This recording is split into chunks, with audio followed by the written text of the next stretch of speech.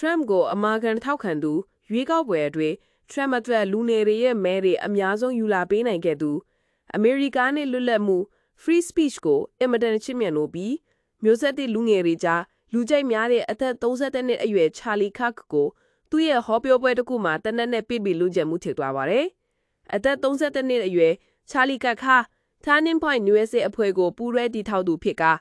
Trump အောင်မဲထည့်ဖို့လူငယ်တွေကိုစီယုံပေးနိုင်ခဲ့သူပါ။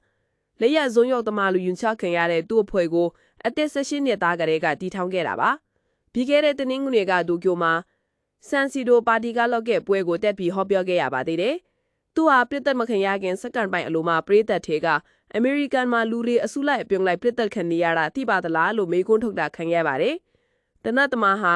ခေါင်းမူးဘော်ကနေပြစ်သွားတာလို့ရဲတွေကယူဆနေကြပါတယ်။ဒီအဖြစ်ပြက်ကိုနိုင်ငံရေးလောက်ကျန်မှုလို့ရဲတွေကသတ်မှတ်ထားကသမ္မတထရမ့်ကဝန်내ကြောင့်အထိမ်းအမှတ်ပြဖို့အလံတွေကိုတိုင်တဝက်ချန်ထားဖို့ညွှန်ကြားခဲ့ပါတယ်